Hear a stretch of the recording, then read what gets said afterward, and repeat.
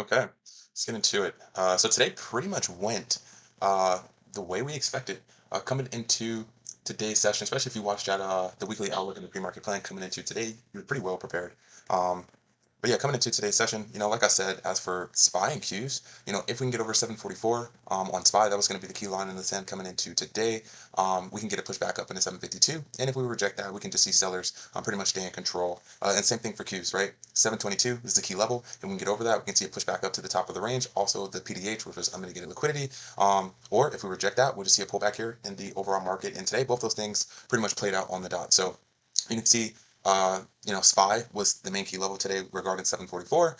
Rejected right at open pre-market. Sellers were defending this very well, and then we had a peak and fell here. Roughly 2 hours into market open, peak fell, and then 744 we stayed under that, and you can see we had that pullback back down, like we said. Even specified, regarding the tech names, really wasn't much that I saw today that I liked, and we saw that coming. Typically when you have a big downside or upside day, the way we did on Friday, typically that's going to be followed up by consolidation and not a big expansion day the following day. So that being said, the game plan going into tomorrow, same thing as it was today, right? 744 is going to be the key line in the sand here. Uh, you can see we are still in between, this Friday's high and Friday's low. And then today we had an inside bar day. So key line in the center is going to be the 744 going into tomorrow. Ideally, right longs over 744, we can start to see maybe that little bit of a recovery here. I mean, we pretty much already had, at least at market open, a 50%, recovery here. On the overall market from that sell-off that we had on Friday. And then we did have a very big move, after hours in pre-market. You can see, even though, we pretty much pulled back the majority of the day, we still ended up closing fairly green here just because we had a very large gap up here. So a big move to the downside and then a big gap up, with the previous day close being down here. That's going to lead to not the best price action at market open. And that's exactly what we saw. But our key level, 744, did its job. So I'm looking for that tomorrow. If we reject that again, pretty much an inside bar day. Of course, if you want to look for those who trade off the PDL, you can definitely look for your short under that and play the pullback back down to 731. I'll pass on that. I would rather just wait for the higher time frame setup, which is a break under 731. You'll also be under the previous week's lows if that sets up. But if we consolidate here, won't be too surprised. We don't have any red folder news going into tomorrow's session as well, just like we did in today. So key line in the sense can be the 744. That's the only thing I really like. If we can get over that, we can start to see, this recovery here back to the upside on SPY. Other than that, if it's an inside bar day, I'm pretty much hands off here. Same thing here on DQs. Key line in the sand, like I said, coming into today was 722. We broke it on the daily time frame on Friday. What did we just do today? Retest, break, retest. Beautiful, right? Very, very simple. Obviously, I was not looking for the pop and fade here on the Qs. Little different here. I was watching this. I ended up having a cash day today. I pretty much closed shop maybe an hour after market open, just due to the price action, due to the large gap up, due to really not many setups on the tech names. So for me, at least, it was a low probability day. So less is more. I just posted, that live trading session as well. So you'll be able to see exactly everything that I'm talking about during that live session. I'm just giving you guys a little bit of a breakdown of today's session as I'm giving out the pre-market plan. But beautiful, right? Pop and fade. Breakout Friday, retest today. Simple. But 722 was the key line in the sand. Morning dip, that sets up. I do speak on that in the live trading session, so you can definitely check that out. But we had that morning dip. This market is still very, very bullish on the higher time frame. So, we got the morning dip. We ended up breaking through the high day. Very strong, actually. We had a very nice, you can see recovery bounce here, pre-market, after hours. So it did look like the bulls were in control. Technically, pretty much were if you just look up here. But nevertheless, I wasn't looking for the pop and fade, but if you caught that, kudos to you. You're just trading off your key level. So what am I looking for tomorrow? Same thing as I was today. Longs over 722. Main focus is definitely going to be Qs compared to SPY, just because, right, you can see key level here. If we get over 722, begin over the previous day high, making new highs on the week, and then, like I said, we're just on our way to that recovery here. Pretty much more than a 50% recovery here on Qs on that sell-off on Friday that we got today. So that would be a very nice, V-shaped recovery very quickly, actually, if we can get that. So we'll see what happens after hours in pre-market. If we stay under 722, there's no more key levels.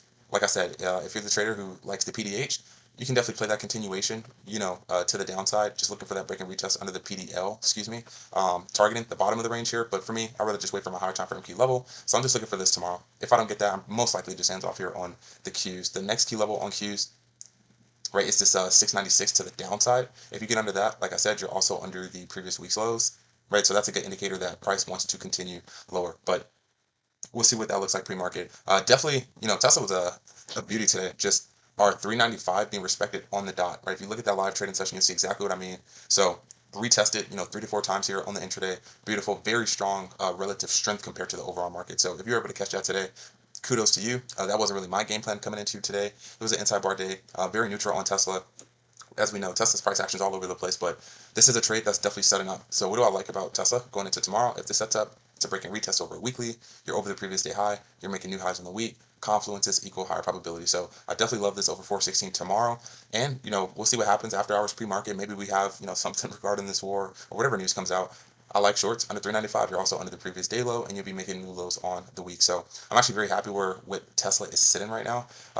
Tesla's just been stuck in a range on the weekly. We know that, but nevertheless, very easy here on Tesla. Long over 416, shorts under 395. You got the confluence of the PDH and the PDL. That looks really, really good if that sets up. Nvidia I might be hands off on this for a while.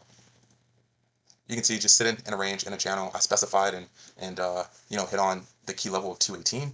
Just how that was a very strong level of support and resistance. We were pretty much just only taking trades to the upside and downside off of 218 the past couple of weeks. And you can see we ended up just staying heavy under 218, but you can see we also pulled back to the bottom of the range here around 203. Buyer step up exactly at 204, and now they're defending this range. So very simple here on the video. It may not be today, it may not be tomorrow, it may not be Wednesday, but just waiting for this range break.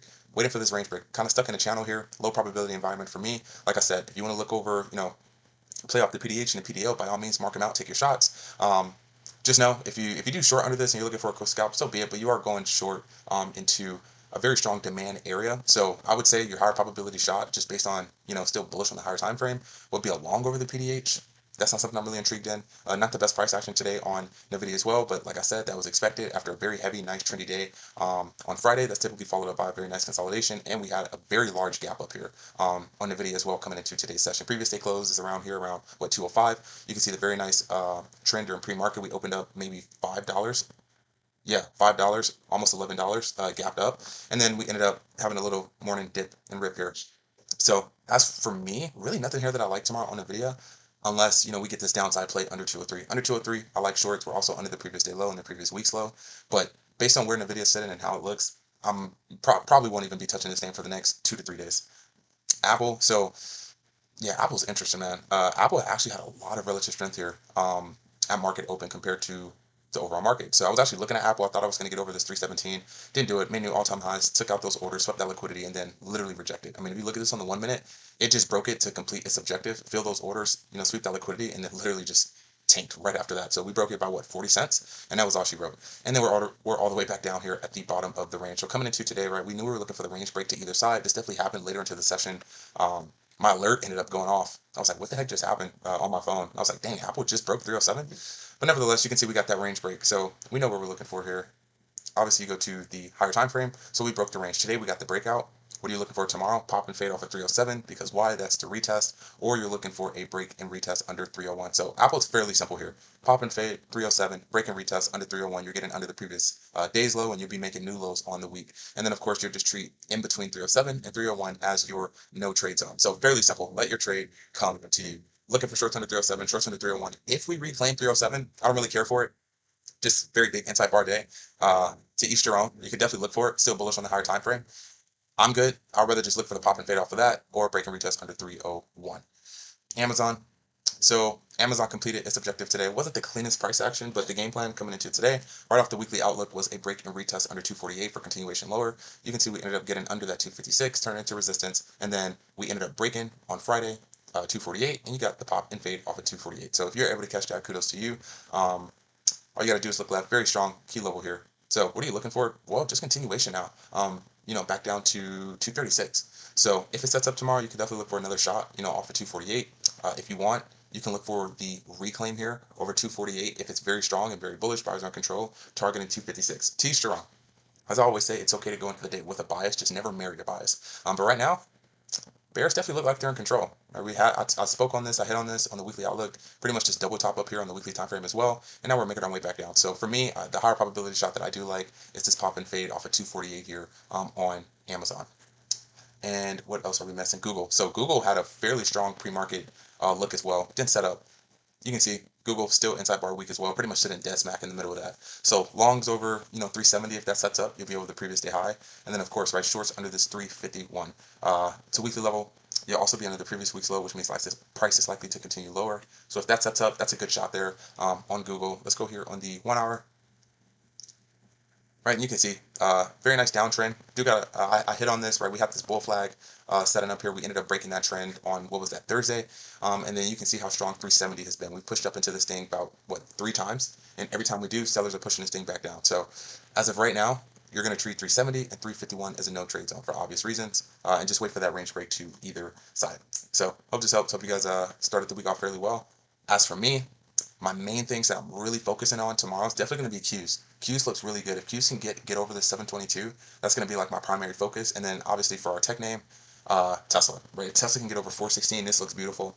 These are the things you want to identify early in the week. So something that I identify early in the week today is, hey, market pulled back today. And Tesla had a lot of relative strength today. Today was a very big day on Tesla. More than a 50% recovery from that sell-off on Friday. So if we can get over 415, man, that looks really, really good. Dip got bought up beautifully. Wasn't the cleanest price action at open, but it got there, right? The dip started to get bought up very aggressively. That's how you know the buyers are in control.